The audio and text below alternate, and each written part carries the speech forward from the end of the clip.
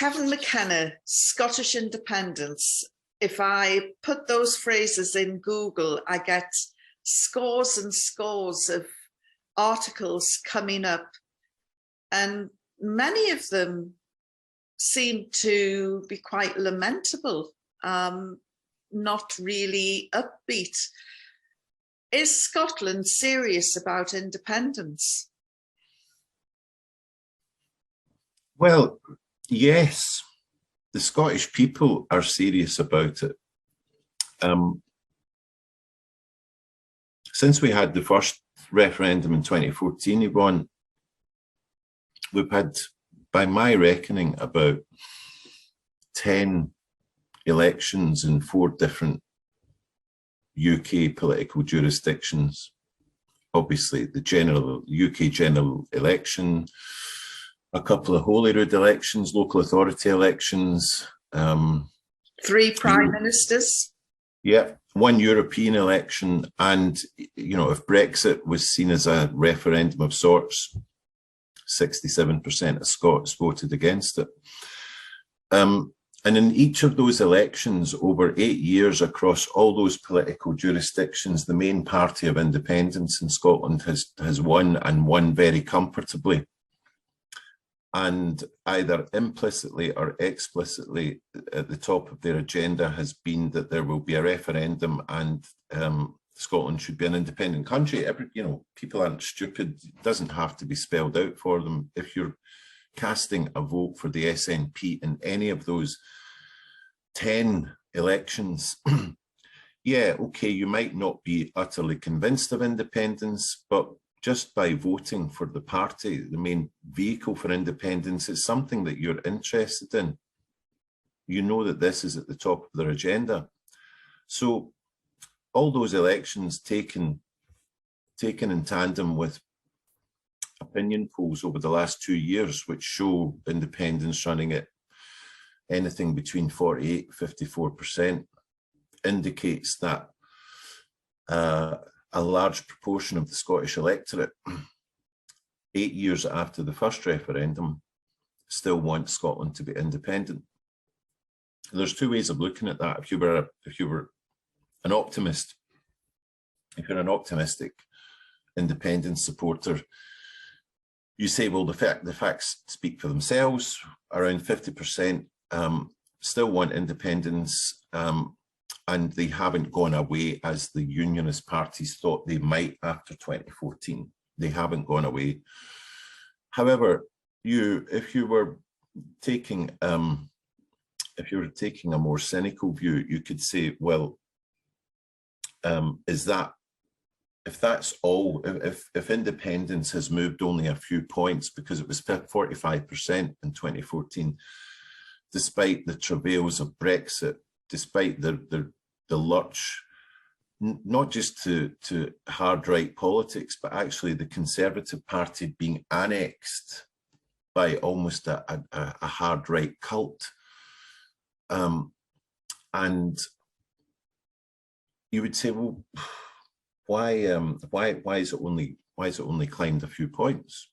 And that's valid too, because all that has happened in those 8 years, you would have thought, would have made quite a clear case for Scotland wanting to go it alone. The SNP, which is the party that people were looking towards to push the independence referendum, you know, they've had COVID to deal with, and now Ukraine.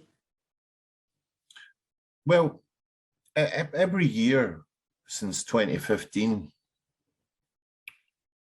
when Nicola Sturgeon took over, we've been promised that there will be a referendum in 2016, 2017, 2018. And it seems to me recently that every 6 months or so, a senior SNP figure, whether it be Ian Blackford, the leader at Westminster, Nicola Sturgeon, or an unnamed SPAD will say, right, we're going to have a blueprint for independence, or else it'll be an agenda for independence, or it'll be a study paper. or it'll be full steam ahead for independence.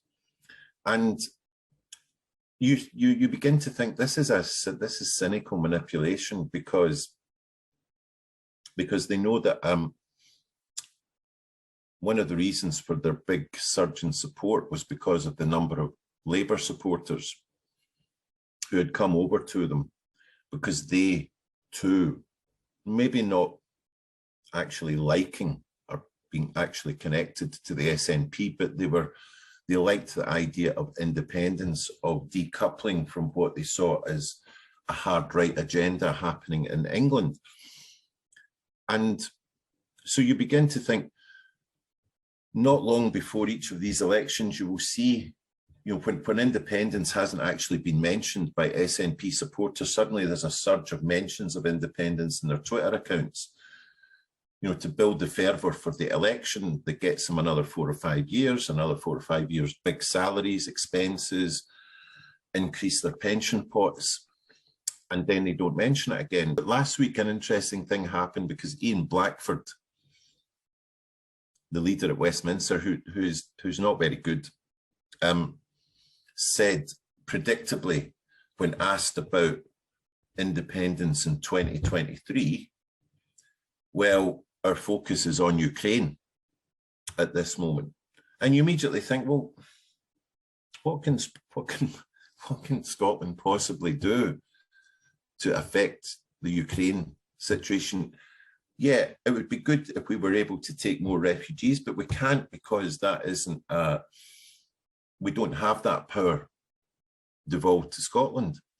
So we can only complain about the lack of them. But then Nicola Sturgeon, a few days later, seemed to slap down Ian Blackford and say, no, we're still going to have a referendum in 2023.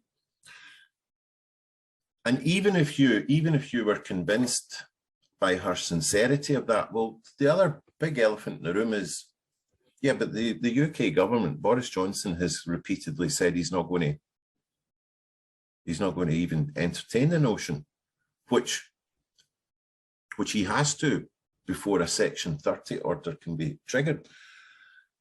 And also the very nature of us seeking membership of the European Union. How's that going to work if you don't have your own currency?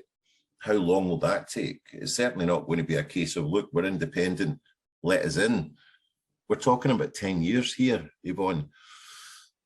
And you also begin to suspect that there hasn't been any strategy, because we all know that when they go knocking on the door to be granted the Section 30 order for a second referendum, Boris Johnson's going to say no. So what work have you done behind the scenes? What diplomacy, what approaches? Is there anything? Or is it a case of, well, they know that he's going to say no, and then when he says no, they can come back and say, well, we tried. And in the meantime, politicians have become too comfortable and aren't serious about independence. Well, we had this absurd situation last year where Pete Wishart, one of the SNP MPs at Westminster, wanted to throw his hat in the ring to become deputy speaker or something at Westminster. So he's fallen in love with the fixtures and fittings at Westminster. And occasionally, when I was down there before COVID, they love it. You know, yeah. It's a lovely lifestyle down there. I have to say at this stage, I've never met Pete Wishart, or I don't think I have. This is the guy that was in a pop band or rock band at one. Yeah, he was in a bad Gaelic rock band. Right. He's hopeless. He's hopeless. Well, he's blocked me on Twitter, and I don't know why. Well, he does that, and it's probably because you'll be followed, or you'll have retweeted something by somebody who said something nasty about him. Mm-hmm. Mm-hmm. And he's not the only one. He's made not the slightest difference down there. Well, moving on, I mean, you've mentioned Ian Blackford, Pete Wishart, but the person I would like to focus on is Nicola Sturgeon, because I was one of her biggest fans. And Me too. Me too. loved her robust, strident nature, no nonsense. She handled the press brilliantly, slapped them down when they needed to be slapped down. But now nobody likes being taken for a fool. And as I say, you know, I sold up and moved to Scotland for independence. And I feel as though I'm being taken for a fool now. And I don't like it. And I know that I'm not alone in my views. And I'm wondering, how is it that she's gone from hero to zero in some of our eyes? And can she ever get back into that sort of beloved position again, where she was universally admired? One of the reasons why she was universally admired is because she was good. She's a top-class politician, and I'm not damning her with faint praise here when I say that there isn't much competition in Scotland when you look at the recent history of leaders of the Labour Party or the Conservative Party. But nevertheless, Nicola Sturgeon would shine in any polity because she's good at politics. She's very hardworking. She's got great grasp and attention to detail, policy, and she can deliver it cleanly, almost effortlessly. And even under stringent cross-examination on television, hostile questioning, she more than holds her own. But a lot of the goodwill has evaporated on, for various reasons. That if you accept that having been leader now for 7 or 8 years and having been at the top of government since 2007 when the SNP came to power, if you accept that she may be winding down her career now because, surely she will want to have a life away from politics where her life is her own again. And like all senior politicians and political leaders, they want to leave a legacy where they can say, this will be associated with me when the history of my time comes to be written. And Nicola, firmly pointed to the attainment gap in Scottish education, in which pupils from disadvantaged communities, the gap between them and those from pupils from more affluent communities had to be addressed. And she overtly said on a few occasions, judge me by my record in that. Well, nothing's happened. And then you look at health and nothing's happened either because, in the early months of COVID, she looked more authoritative. She sounded more clear. She sounded more in control of the situation than Boris Johnson did. But 2 years down the line, the numbers don't say that Scotland fared any better. I live in the south of Scotland, out in the boondocks. And I can tell you now, if I stopped 10 people and in the borders and said, what does GRA mean? They wouldn't know. What the SNP is doing is preaching within this very toxic bubble in Holyrood. And because they're all talking about it, they think the rest of Scotland is. And I think about 70% of Scots are not really aware of the GRA and what it means and what the implication is. And I have been to quite a few public meetings, and the railways are discussed, transport is discussed, poverty is discussed. I think I've heard the transgender issue raised in 2 meetings that I've been to in about 4 years. It's not So it's, you know, I'm not sure who she thinks her audience is, or, you know, what legacy she's talking about, because it's, you know, like it or not, it's not a huge issue when you want to put bread on the table and food in the mouths of your kids. And you do get the feeling that even those who are most fanatical about making it easier for people to change their sex, you wonder just how much they really care about it, or rather, is it about disguising their failures in all those other areas that you've just outlined, Yvonne? Well, is they're not getting the counselling they need, they're not getting the support they need, and you know, that they're waiting 2-3 years anyway just to even discuss with a medical with their GP, you know, and before they even get anywhere near a specialist. So that's why I think that the Scottish government is full of weasel words on the transgender issue. A lot of their invective is characterised by hate language towards women, towards feminists, who dare to express mild and reasonable concern about what self-ID will do to what it means to be a woman. Well, I mean, it's so much more than a trip to the women's toilets. It's health, and cervical cancer is a vile disease which affects women. And yet, according to the Scottish government, cervical cancer or cervical screening should be offered to people, not women. Yeah. And to sending out this confused message and referring to expectant mothers as pregnant people. It's shameful.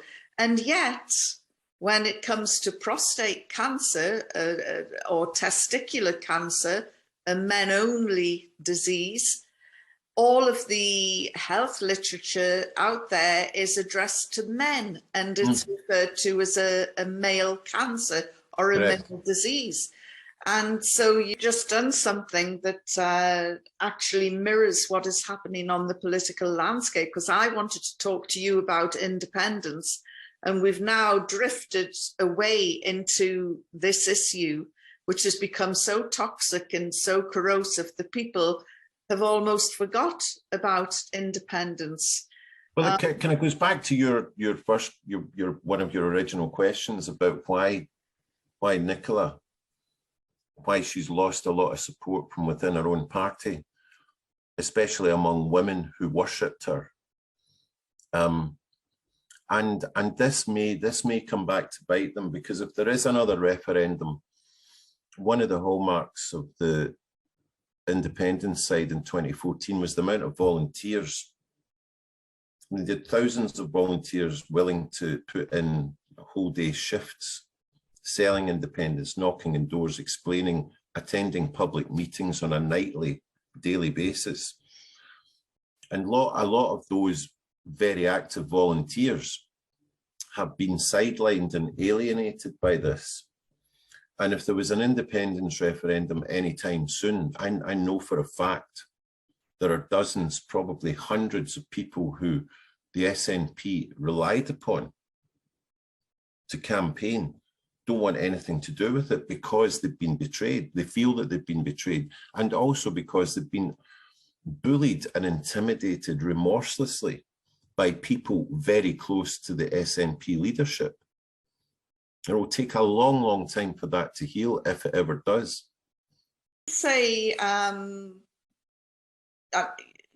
you don't belong to any political party. I was a member of the SNP, and I left, and then I ended up joining the Alippa party. it's still early days, it's still a fledgling party. Do you think it will have any influence or clout on independence? I can't see it. I can't see it. I think that Alex Salmond has become such a,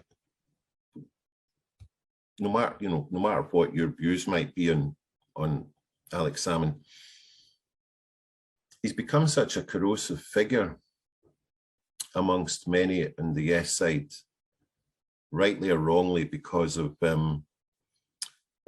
because of the his trial last year, and on which he was found not guilty on all counts.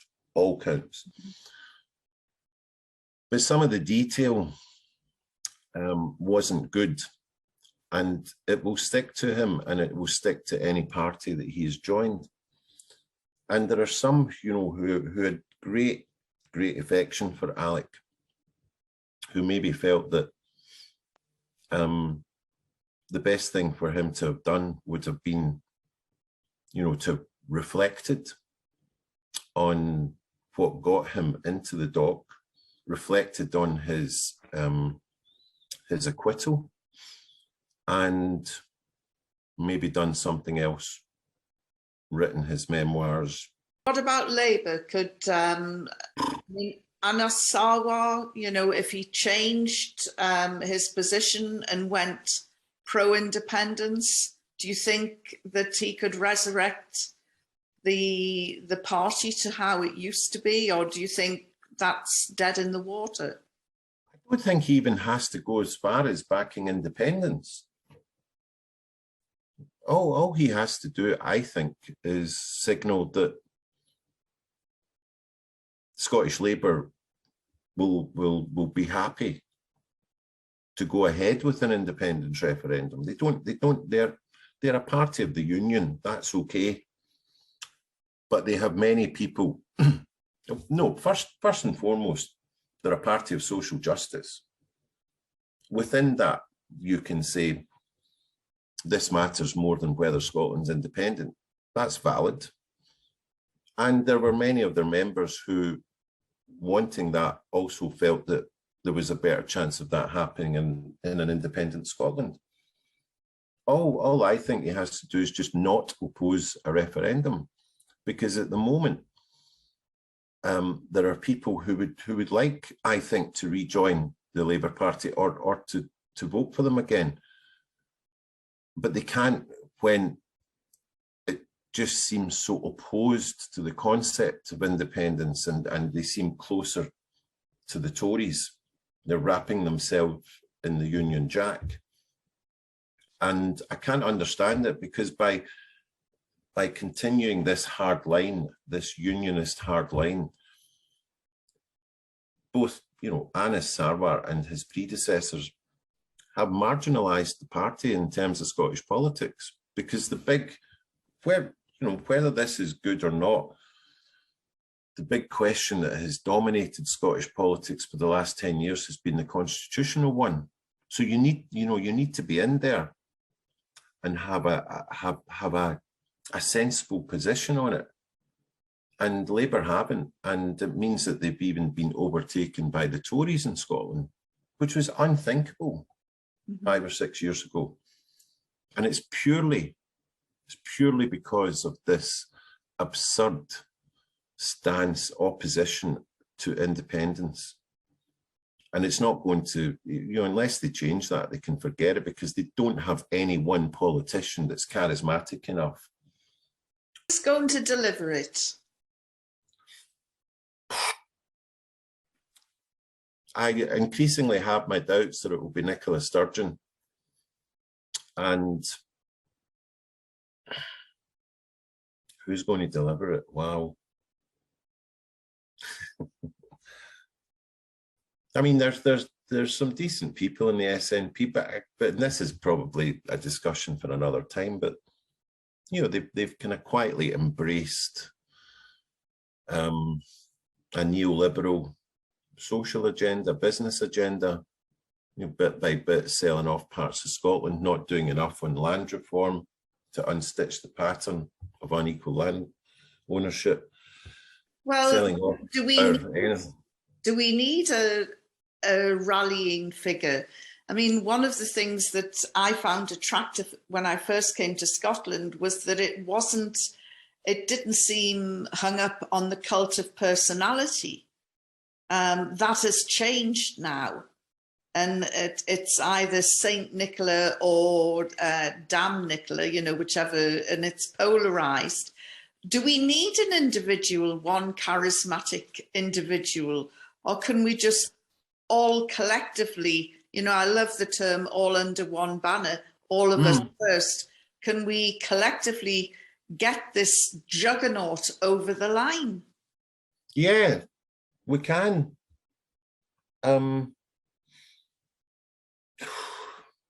Yeah, we can. I'd like to see quite a lot of activity has been curtailed, obviously, by the pandemic. And the SNP have taken full advantage of that, because whereas all the other parties have gone back to in-person conferences, the SNP haven't. And I suspect the main reason they haven't is because of, for the reasons that we've just been discussing. In the course of those 2 years, people who were very close friends and very close allies have been at each other's throats over gender mainly.